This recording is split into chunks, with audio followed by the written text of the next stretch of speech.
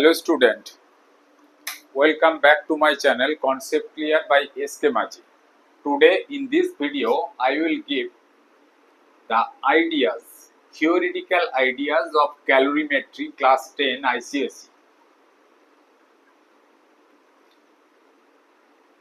Please stay tuned with me to enrich your knowledge to solve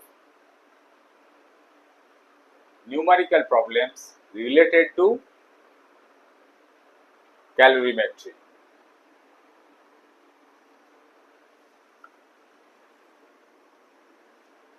First of all, you have to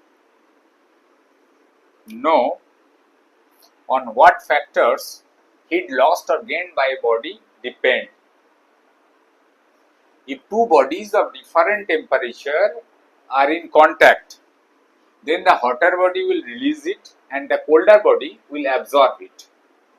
The amount of heat lost or gained by a body depends on these three factors: mass of the body, which is denoted by M, specific heat capacity C or S, and change in temperature T. Okay. So heat lost or gained, quantity of amount of heat lost or gained is equal to amount of heat lost or gained can be calculated by this formula.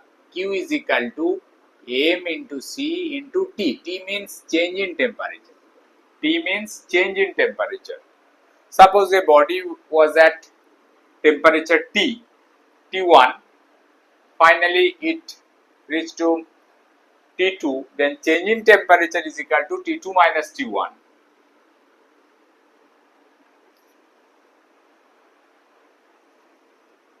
Next, mass of the body. More the mass, more will be the heat lost or gained. And specific heat. What is specific heat?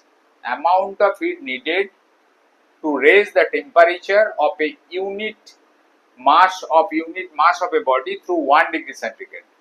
Suppose 1 kg mass of a body, we want to increase its temperature by 1 degree centigrade, and that is equal to C. And change in temperature, that means how much degree Celsius we increase its temperature. According to principle of calorimetry, amount of heat lost is equal to amount of heat gained. Suppose these two bodies A and B, mass of A is equal to M1, its specific heat is equal to C1, and its initial temperature is T1. That means it is at T1 degree centigrade. And another body B has mass M2, specific heat C2, and temperature T2. If two bodies A and B are in contact, then hotter body will release it and colder body will absorb it. Just like if a hot iron ball is dipped into a cold water bucket, then hot water ball will release it and cold water will absorb it. The temperature of the hot water ball will comes down and temperature of cold water will raise up. Then finally its temperature becomes T. Final temperature becomes T. Therefore, rise in temperature is equal to T1 minus T, because its T1 is greater than T. As T1 is greater than T, therefore total heat lost by this body A is equal to M1 C1 T1 minus T, and heat gained by B body is equal to M2 C2 into T minus T2. In this case, T2 is less than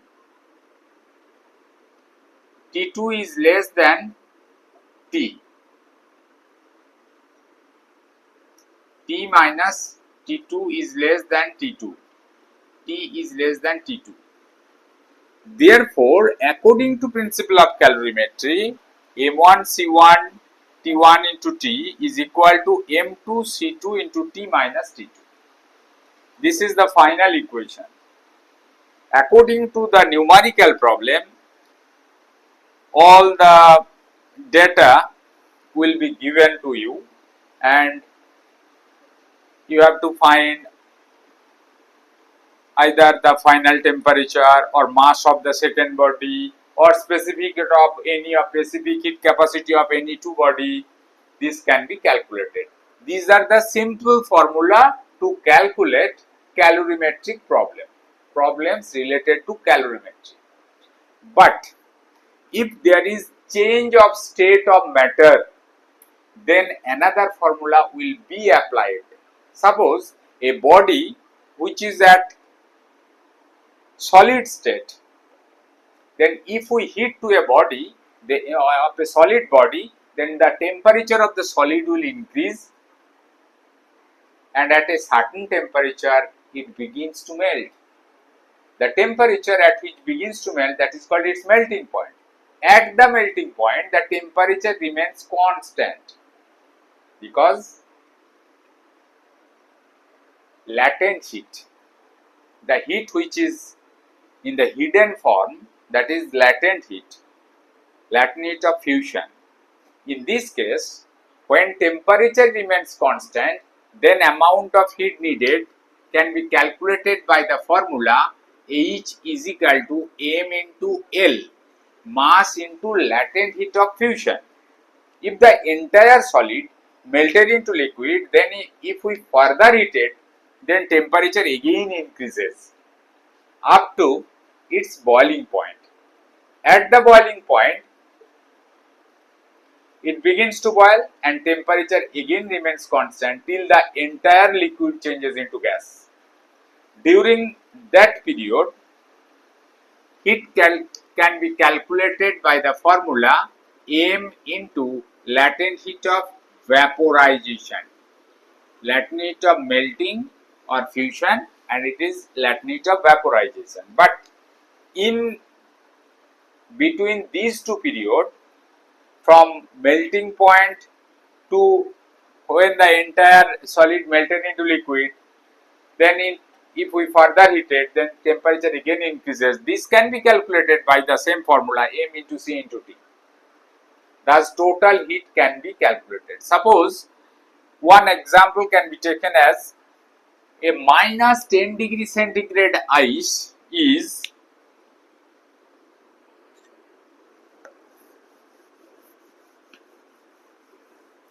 a minus 10 degree centigrade ice is heated, then its temperature will changes from minus 10 degree centigrade ice when heated, then its temperature goes to 0 degree centigrade, 0 degree centigrade ice. During this period, heat can be calculated by m into C into T. If 0 degree centigrade is its melting point, therefore at 0 degree centigrade it converted to water at 0 degree centigrade. During this period, heat can be calculated